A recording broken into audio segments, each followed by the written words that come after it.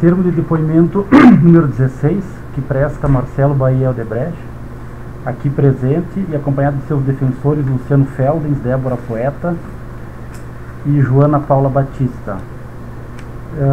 Marcelo, eu lhe peço, por favor, que confirme o nome de seus defensores e, ainda que estás presente aqui de forma espontânea, para contribuir no processo de colaboração firmado com o Ministério Público Federal nos termos da Lei 2.850 de 2013. E ainda de que os efeitos da colaboração dependem do conteúdo do teu depoimento e dos elementos de corroboração que forem entregues. Sou meu defensor, estou aqui espontaneamente. Por favor, Marcelo, eu queria que tu falasse sobre o anexo número 6, cujo título é Planilha pós-Itália, período Guido Mantega. Por favor.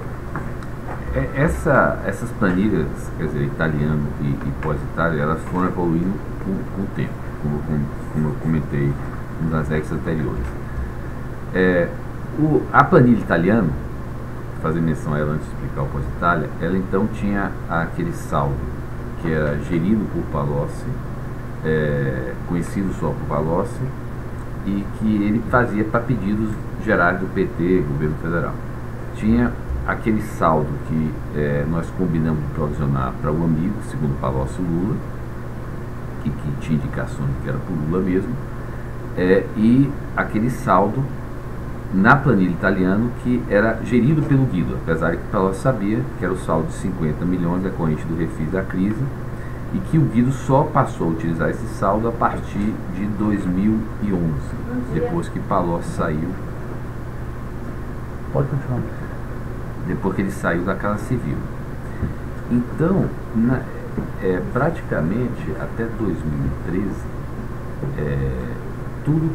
toda a minha relação com o Guido era dentro da planilha italiana. Tá? A planilha pós-Itália, do qual o Palocci não tinha mais conhecimento, ela nasceu entre 2013 e 2014, que foi basicamente quando o Guido consumiu todos os 50 milhões, tá? E isso realmente deve ter sido lá para 2014. Nesse momento, a dinâmica da planilha mais ou menos funcionava com a mesma.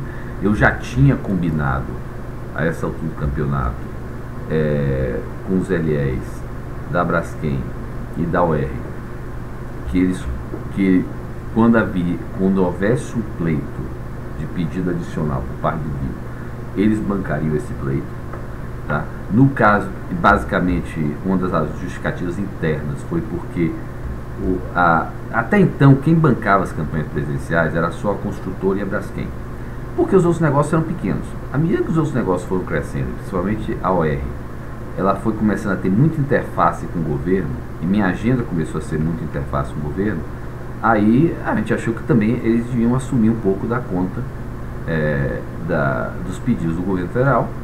E aí, na época, eu negociei com o Paulo, o diretor da época, que, olha, alocamos um valor, e alocamos também, conceito que ele fez com o ProSub, a gente alocou a BMX, que era um projeto que internamente eu tive uma agenda com o Guido ajudou, então internamente justificava isso.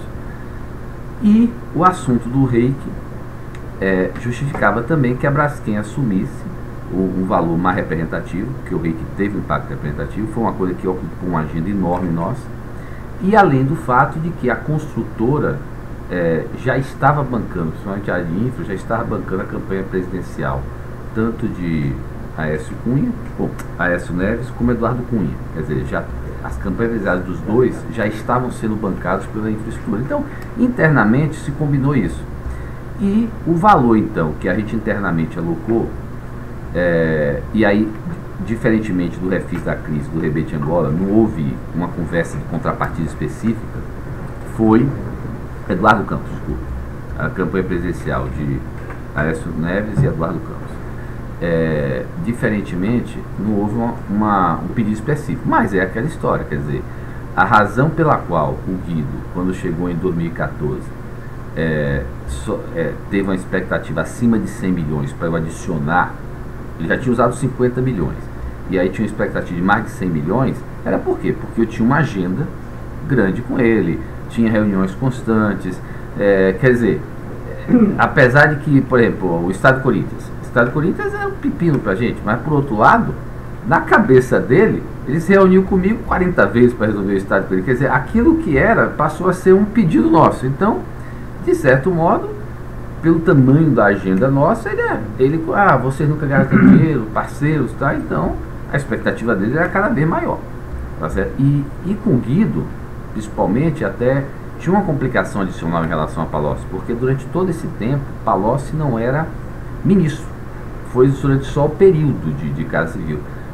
Com o Guido era diferente, Guido estava falando com o ministro da Fazenda, então todo o período era o ministro da Fazenda, era o ministro que a presidente dizia que era o principal interlocutor com o empresariado, tinha vários temas com ele, então eu tinha uma agenda enorme com o Guido. Por exemplo, eu não tinha uma agenda de notas com o Palocci. Quando eu ia estar com o Palocci, eu não levava para ele uma agenda enorme de itens, porque ele não era ministro, mas Guido não. Guido, eu tenho quase todas as reuniões que eu tinha com ele, eu levava uma agenda, conversava com os LS, o que é que vocês têm, voltava depois e fazia, e essa história, quer dizer, eu levava a minha agenda de pleitos, aí no final da reunião, ou no meio, dizia, Marcelo, mas tem, me ajuda aqui, tem aquele pagamento que tinha que fazer. E normalmente, no caso do Guido, fora revistas a Brasileiro, que ele pediu aquele apoio, que eu já mencionei, no caso do Guido, em geral não, praticamente todos foi para a Vacari, para o PT, ele pedia, olha, o PT, e aí foi das duas maneiras, saiu via Caixa 2 e via doação oficial ao partido mesmo, pediu para João Santana, tanto para a campanha presidencial, quanto para a campanha do Haddad, tá? E eu... Marcelo, desculpa te interromper um pouquinho, mas eu queria só que você esclarecesse aonde que aconteciam essas reuniões. Olha, as reuniões com o Guido aconteciam, a maior parte delas em São Paulo, porque normalmente ele ficava em São Paulo segunda e sexta, e aí eu conseguia marcar com ele o segundo ou sexto. Em geral era naquele edifício, no início era na Caixa Econômica, depois passou a ser naquele edifício do Banco do Brasil, que ele tinha um andar lá para o Ministério da Fazenda. E algumas reuniões, quando era uma coisa mais emergente, eu precisava falar com ele e ele não era São Paulo, eu ia para Brasília. Mas eu diria para você que a maior parte das reuniões conseguia ser em São Paulo. Com o Guido realmente foi uma agenda intensa, ele deve ter sido 50, 60 reuniões ao longo do tempo. Como é que foi essa aproximação com o Guido Mantega? Como é que foram os primeiros contatos com ele? Foi tratado, como é que foi apresentado a ele como gestor dessa planilha, gestor dessa planilha? Gostaria de saber, na verdade eu não acompanhei os depoimentos anteriores, então eu queria só mais ou menos esse esclarecimento. Como é que foi esse contato com o Guido, que a anterior planilha era do italiano do Palocci e passou a ser do Guido? Como é que se deu essa transição? A gente não usava o termo planilha entre nós, veja bem. O Guido, eu conheci o Guido, ele era, acho que a primeira interface mais forte que eu tive com ele, ele era ministro, ele era presidente do BNDES. Eu não sei se eu tive com ele quando ele era ministro do Planejamento, mas era protocolar. Eu comecei a ter uma aproximação, digamos assim, mais crescente, mais forte com o Guido durante a negociação do refis, da crise, onde, apesar do Palocci conduzir por trás as conversas com as empresas, o Guido é quem estava à frente como ministro da Fazenda dessa negociação. E em algumas reuniões eu tive ele, eu, Palocci, o Palocci Salvador. Então, minha relação com o Guido e o primeiro pedido de Guido naquela questão dos 50 milhões veio em 2008, 2009, e foi aí que começou minha relação. A partir daí, o que aconteceu? O Guido tinha esse crédito dos 50 milhões que nasceu com o refis da crise, só que até 2000 ele não participou. Quando ele pediu esse crédito, esse valor por conta do refis da crise, eu acho na época que ele tinha expectativa de ser responsável pela campanha presidencial de 2010, o que acabou não se confirmando. A campanha presidencial de 2010, pelo menos com a gente, foi conduzida pelo Palocci e parecia que era o Lula coordenando. Nem a Dilma parece se envolveu, nem o Guido. Então ele acabou nunca pedindo para mim nada de pagar nenhum pagamento até 2011, porque aí Palocci continua a ser o principal interlocutor. Quando Palocci saiu da Casa Civil, estamos falando, acho que meio de 2011, aí ele passou a ser, por orientação da Dilma, porque aí eu fui checar, presidente, até agora tudo que eu conversava, inclusive os pagamentos, contribuições, tudo, era com Palocci.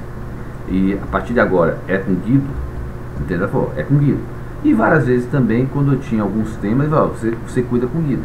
Então, isso ficou bem claro, então, que ela determinou, ela disse quem cuidaria dessa planilha, dessa contabilidade. A gente não usava o termo planilha. Eu perguntei para ela se a questão de tudo que é tipo pagamento, tudo que demanda, como é que vai ser. E ela falou, é com Guido. Entendeu? Aí a partir daí... Como foi essa conversa? Olha, eu em geral me reunia com a presidenta ou no Palácio da Alvorada, na biblioteca, ou no Planalto. Então pode ter sido um dos dois. Pode ser um desses locais. Mas foi na transição, então. Foi. Deve ter sido o seguinte, eu imagino o seguinte, na primeira conversa que eu tive com ele, era depois que o Palocci saiu. Porque eu tinha tido uma primeira conversa com ela sobre Palocci, ainda na época que ela era candidata.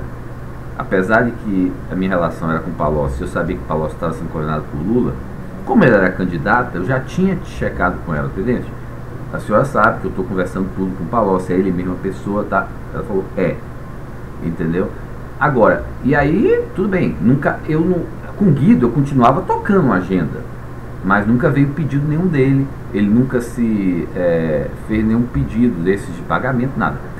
Quando o Palocci saiu, a partir daí, todos os pedidos para Vacari, para João Santana, passaram a ser feitos por Guido.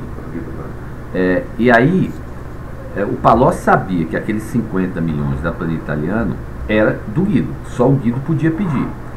O Palocci ainda tinha um pequeno saldo,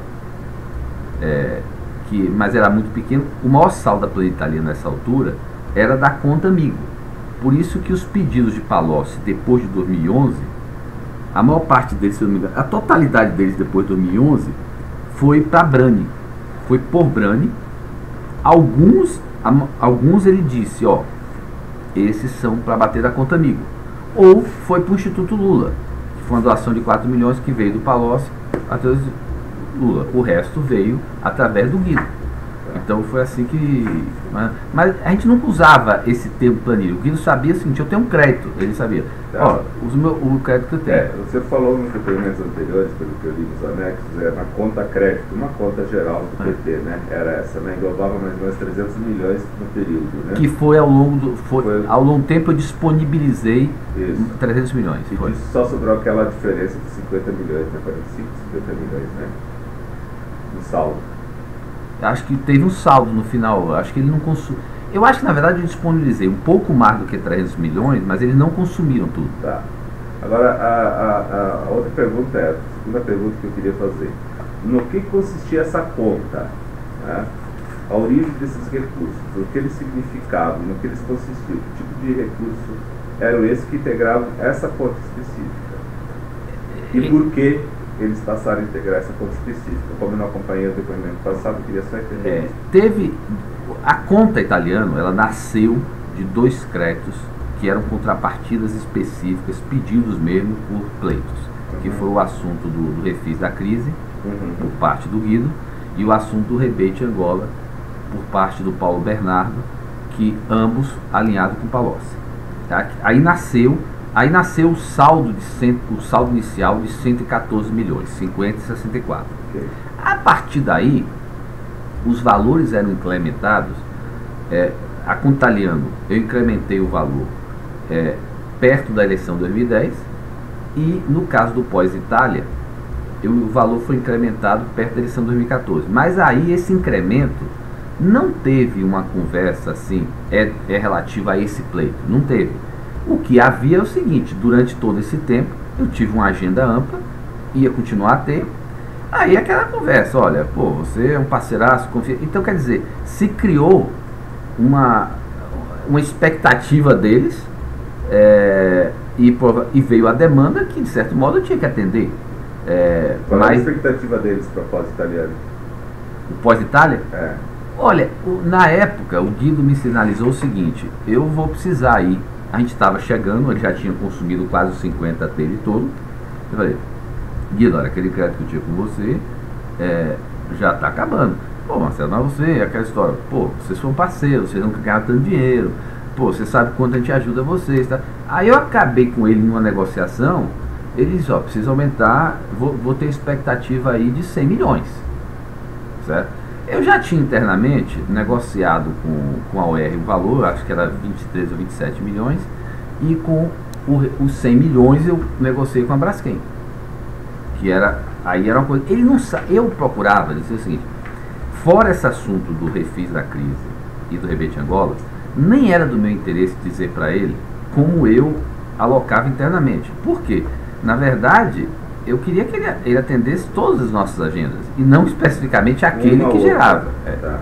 Mas assim, você tem condições de identificar todas as origens dos recursos nessa conta, planilha, né? Sim, a origem... Vinculando elas a determinado benefício obtido? Não, o único que eu consigo identificar em relação a benefício obtido são os dois primeiros. Os dois primeiros. O refis da crise e o rebate Angola. Mas dá para fazer uma lista, pelo menos, dos benefícios obtidos durante o período? Aí eu tenho uma agenda enorme com ele, de vários pontos que eu coloquei. É o seguinte: mas aí é aquela agenda difusa é um pouco mais... ou seja, faz parte de toda a agenda que eu tinha com eles, e essa agenda gerava da parte deles uma expectativa também de demanda. Algumas atendidas, outras não? Algumas atendidas, outras não. Eu acho que essas coisas, o ministro acha que, com certeza, o próprio acesso que ele dá a você já é algo que justifique você ser doador, entendeu? Tá. Se nós fôssemos tentar identificar essas demandas atendidas, né? Em que grupos nós podemos identificar essas demandas, assim, dentro benefícios fiscais, Petrobras, obras, etc. Dá para fazer uma identificação nesse sentido? Eu acho que não. Eu acho que é mais a relação diferenciada. Porque, inclusive, o que é que acontece? O meu papel eu não construía com o Guido oportunidade de negócio. Eu, em geral, levava para ele os problemas. Então, é só pegar minhas agendas com ele. É o seguinte: grande parte, por exemplo, financiamento. E a gente começava o investimento, ou ganhava uma concessão baseado numa promessa de investimento. Aí depois os financiamentos travavam. Aí eu levava o pleito. Exemplo, claro, por exemplo, uma coisa que ocupou muito meu espaço o financiamento para a vida dos atletas e o Parque Olímpico. Quando a gente pegou o PPP ou assumiu a vida dos atletas junto com a pedido do prefeito na época, eu procurei checar, vai ter financiamento? Aí eles garantem que tem. Aí depois criam todas as dificuldades do mundo. Então, é impressionante porque a burocracia e o próprio governo cria dificuldades, e depois a nossa agenda fica uma agenda de pedir para eles resolverem a dificuldade que eles criaram, e cria expectativa de que a gente vai doar por conta disso. Quer dizer, é uma coisa de maluco. Então, eu não diria que teve, na relação com ele, eu não recordo nenhum benefício, porque quem negociava os projetos, tudo, no fundo, eram os negócios. Eles me acionavam quando tinha um problema. Então, normalmente, eu levava para ele o problema. Exemplo claro, quer dizer, a Arena Corinthians. O que é que eu tratava com ele? Era os problemas para resolver. Era o financiamento para destravar, era essas coisas. Entendi. Como é que faço para diferenciar doação oficial, que você falou em doações oficiais, de doações extraoficiais? Ou seja, vou fazer a diferença entre legal e ilegal, propina e não propina, nessa conta. Como é que nós fazemos essa diferenciação? Olha, é que eu até já tive a oportunidade de falar o seguinte: na minha vida, pelo menos na minha, como é que a gente raciocinava, o seguinte: eu nunca achei que a ilegalidade ou a ilicitude estava...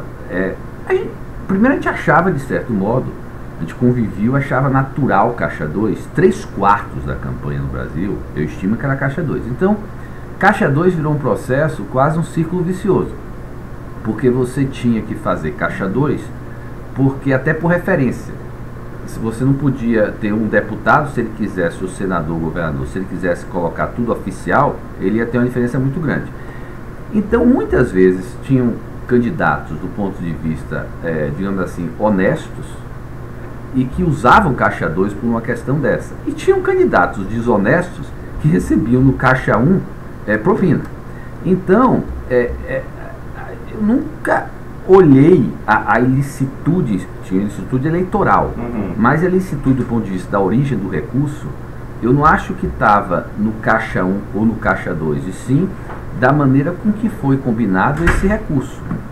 Então, por exemplo, esse dinheiro esse meu conta corrente aqui, uma parte dele saiu via Caixa 2 e saiu via Caixa 1, quer dizer, muitas vezes, por exemplo, as doações oficiais que eu fiz para a campanha 2014 da Dilma, e as oficiais que eu fiz para o comitê do PT, que foi depois colocado na campanha dela, elas saíram da conta italiana, elas foram descontadas da conta italiana. Da mesmo modo que os pagamentos que foram feitos por terceiros, porque a gente usou, por exemplo, na campanha dela, a Itaipava, que era um fornecedor nosso, a gente usou, ele fez doação legal e a gente retribuiu. Então, do ponto de vista da candidatura, foi uma doação oficial e que nós repassamos para ele. E teve também Caixa 2 através de João Santana. Então, e tudo isso saiu da mesma origem de recurso. Então, eu não acho que... eu não consigo diferenciar a ilicitude da origem por ter sido Caixa 1 ou Caixa 2. É justamente essa questão, né? Mas me parece que você falou assim, houve uma vantagem, houve um pedido para destravar determinado pleito, então a origem é comum em relação a isso. Se não houvesse esse pedido seu a Guido, etc., outros agentes políticos, estaria travado. Então, essa conta foi mantida justamente para destravar essa burocracia criada por eles. No fundo, ele é mais do que isso, quer dizer, como eu sempre tinha o crédito na minha mão, não é nem só a promessa ou seja, o Guido chega para mim em 2013 e diz o seguinte: Marcelo, eu vou precisar mais 100 milhões para a campanha. Aí eu sinalizo para ele que está ok. A partir daí, veja bem, ele como ministro vai estar falando com alguém que prometeu a ele 100 milhões.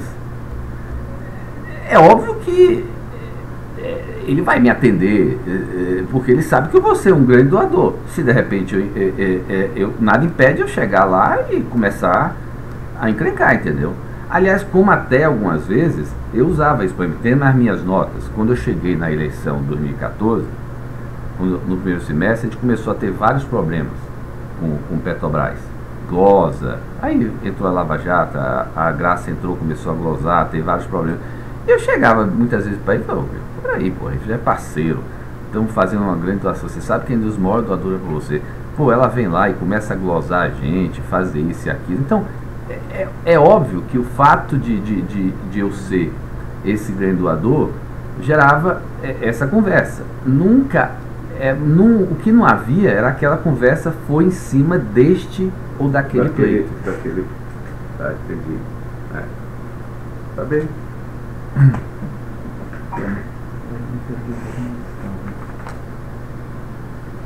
Não sei se a gente passou tudo. Marcelo, eu acho que ficaram aqui alguns pontos que eu queria que esclarecesse. Né? Por exemplo, explicar como é que funcionava o recebimento de valores por parte de João Vacari, né? Como é que esses valores chegavam a João Santana, também a participação de Edinho Silva. O Guido, a partir de 2011, quando ele começou a pedir, ele pediu os pagamentos, fora a Revista Brasileiro, o pedido dele era sempre: Marcelo, o Vacari está precisando. Normalmente ele até falava assim, quando eu estava com ele, Vacari, ele botava no papel e vê, aí montava assim: está precisando, e aí botava o valor. Aí, quando era Vacari... Desculpa te interromper, esses papéis depois eram... Isso lixo. Porque é o seguinte, é interessante o seguinte: todo mundo no governo, acho que tinha medo de ter grampo na própria sala, ou que você está grampeando ele. Então, de certo modo, sempre que falava, às vezes, o nome de uma pessoa, ou, mesmo que não tivesse licitude, mas fosse algo, digamos assim, incômodo, falar o nome, falando um valor, normalmente botava num papel e mostrava para você. Então, o Vacari, quando ele pedia um valor para o Vacari, ele pediu, ó, o Vacari está precisando, eu ver, está precisando, esse valor. Quando era Vacari, eu ligava para Júnior, que era quem tinha relação com ele, e Júnior acertava com ele e descontava da plano italiano. É provável que muitos desses pagamentos por Vacari tenham sido até oficiais. A gente fez algumas contribuições ao PT todo ano, para fechar a conta mesmo do partido. Então é provável que esses valores tenham sido oficiais e tenham sido descontados da planilha italiana. Outros podem ter sido por fora, por necessidade que o pessoal tinha. E ele às vezes me pedia para João Santana. Em geral, ou ele me pediu para algum... eu não me lembro dele ter pedido em 2011 para despesas de campanha em 2010. Eu não me lembro dele ter pedido para despesas. Então, o que eu me lembro dele ter pedido para João Santana foi o Haddad. Ele pediu para a campanha do Haddad, porque fechou um buraco lá. E aí eu fiquei em dúvida quanto o valor foi de 15 a 40 milhões, foi descontado. E sim, ele começou a pedir próximo da eleição 2014 para João Santana. João Santana, eu ligava para Hilberto, que era quem tinha o contato, e falei, Hilberto, avisa João Santana que ele tem já esse crédito com a gente. O pagamento, efetivamente, podia se dar até, e o Hilberto me dizia que era, às vezes se dava meses depois, porque ele tinha que combinar com o João Santana como era a forma. E algum desses pagamentos poderia até ser de forma oficial, dava o PT e o PT pagava. Pronto. Isso funcionou, João Santana e Vacari, até mais ou menos maio de 2014. Aí, em maio de 2014, aproximadamente, o Guido veio e falou para mim, ó, Marcelo, ela, a presidenta, disse que daqui para frente eu não vou, não é para mudar mais nada para o Vacari, todos os seus recursos vão para João Santana, para a campanha dela. E aí, ela explicou porque não era para dar mais nada para Vacari? Porque a campanha dela, primeiro, eu acho que ela nunca gostou muito nunca se deu muito bem com o Vacari. Ela falou isso, senhor? Não, mas ficava claro algumas coisas, que ela não... Veja bem, a Dilma, ela nunca teve a identificação, a preocupação com o PT que o Lula tinha. Então, na verdade, ela está preocupada com a campanha dela. Sim. Se tinha dinheiro para a campanha dela, não a campanha do PT. Na época, por exemplo, do Palocci do Lula, em 2010, você viu uma preocupação de que tanto tivesse dinheiro para a campanha de Lula quanto do PT. E você viu uma preocupação, na época da campanha de 2010, do PT. Não existia muita diferença entre resolver o assunto da campanha presidencial. Na campanha de 2014 ficou claro que uma coisa é resolver o problema financeiro da campanha da presidente, outra coisa é resolver o problema do PT e dos outros partidos. E aí, essa definição, a partir daí, todos os recursos da planilha, todos os recursos que eu tinha com o Guido, foram direcionados para continuavam a ser para João Santana ou via Dinho.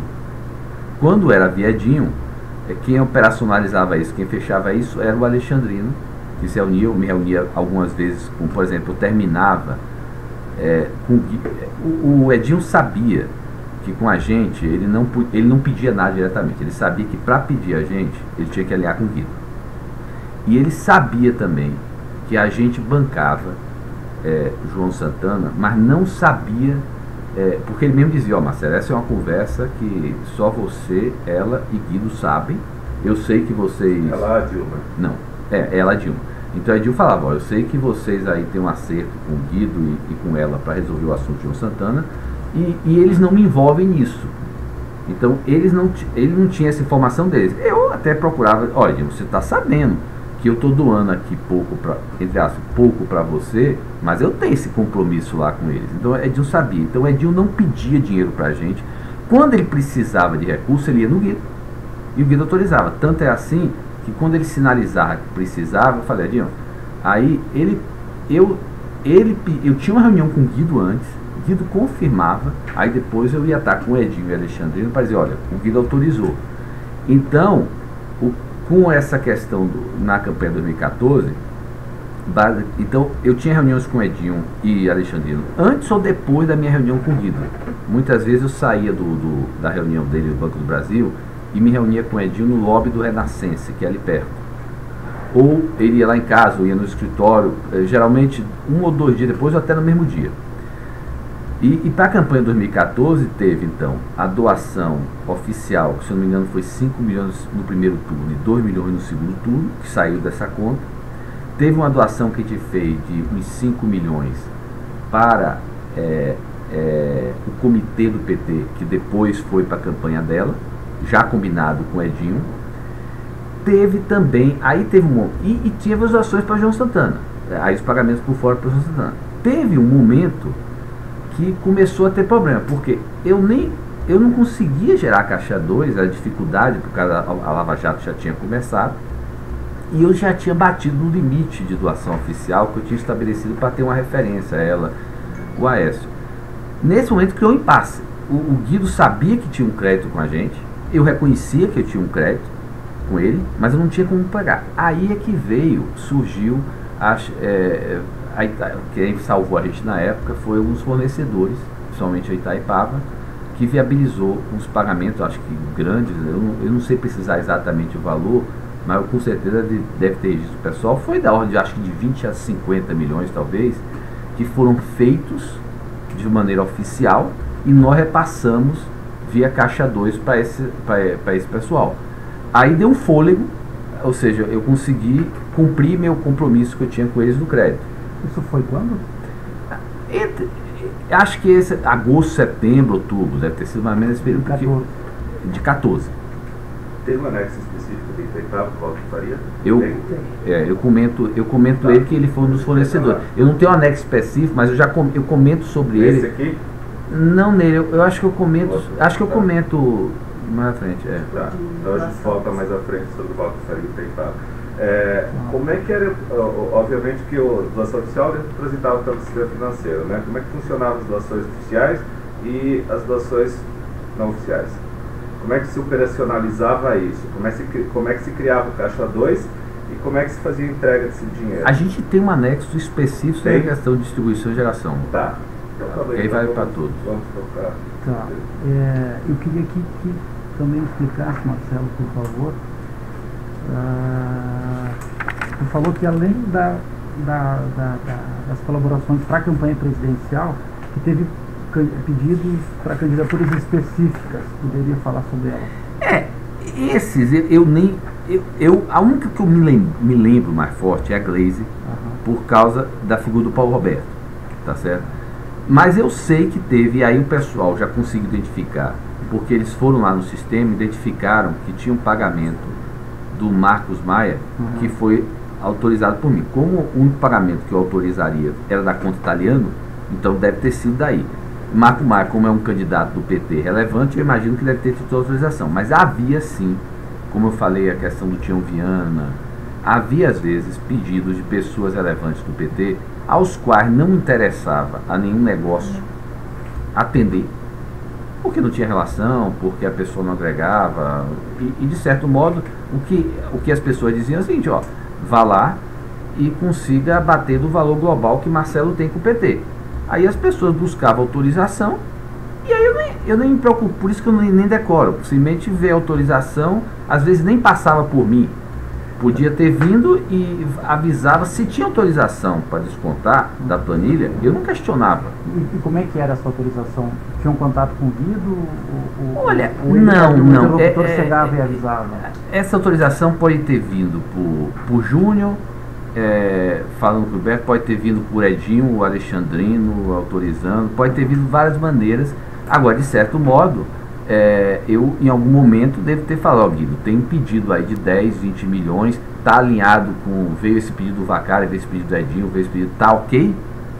Ou seja, esse pedido ele nascia com certeza ou do Edinho ou do Vacari, se fosse do Vacari passava para o Júnior, se fosse do Edinho passava para o Alexandrino, e muitas vezes chegava para mim o seguinte, tem um pedido de 10 milhões, 5 milhões, para atender, porque também a presidenta, em algum determinado momento, as pessoas começavam a forçar ela para também ajudar as outras campanhas. Então, as outras campanhas estavam com dificuldade, e ela é quem tinha acesso, porque aquilo que ela fez com a gente de concentrar a nossa doação na campanha dela, esvaziou todo mundo. Então eu me lembro que em um determinado momento, agosto, setembro, começou a vir demandas para a gente doar. Então essa demanda ou veio do Vacari e foi para o Júnior, ou veio do Edinho e foi para o Alexandrino, e aí a gente fez e descontou da planilha italiana algo como 5, 10 milhões. Nesses 5 a 10 milhões eu não sei precisar qual foram os candidatos. Eu me lembro da Gleice, porque é a figura, mas a gente descobriu no sistema que tem outros candidatos que foram debitados da conta italiana. Um deles parece que foi Marco Maia. Se foi Marco Maia, veio do Edinho ou veio do Vacari. O que é que fazia o controle do outro lado da planilha? Eu acho que não acho que tinha, porque na verdade, eu não sei, eu às vezes, eu me lembro que eu às vezes mostrava para ele o saldo, eu não mostrava essa abertura para o Palocci e para o Guido, eu mostrava para ele assim, o seguinte, ó, tá aqui, eu não mostrava as fontes, quando eu levava para ele uma planilha e mostrava, eu não mostrava as fontes, porque não era interesse mostrar para ele de onde é que viu o dinheiro, mas eu mostrava, ó, lembra, a gente fez todos os pagamentos, tem um saldo do crédito aqui que eu combinei com você desse valor, tá? Era isso. Nunca houve essa questão dessa precisão. Não, né? Mas alguém sabia quanto tinha de crédito, quem controlava. Não, eu não acho, porque assim, nunca faltou. Nunca faltou. Eu não acho que nunca faltou. Eu acho que no dia nunca foi assim uma coisa a miúde, entendeu? Eu tinha mais o controle é mais meu. Sim. Do que se eu um dia precisasse estressar e dizer, pô, eu tinha combinado isso aqui com você já gastaram tudo isso. Mas na verdade, a gente nunca chegou ao ponto de eu ter que explicar ou justificar. Sim. Entendeu? Mas alguém sabia o crédito mais ou menos, Guido ou Palocci, na época de cada um? Sabia, o Guido sabia que tinha 50, depois ele sabia que eu tinha combinado com ele algo na ordem de 100 milhões. O Palocci sabia que tinha 64, depois 50, depois 12, ele sabia. Tá. Doutores, tem alguma acréscimo a fazer? Não. Então eu dou por encerrado o depoimento número 16 que presta Marcelo Baía de Brecha.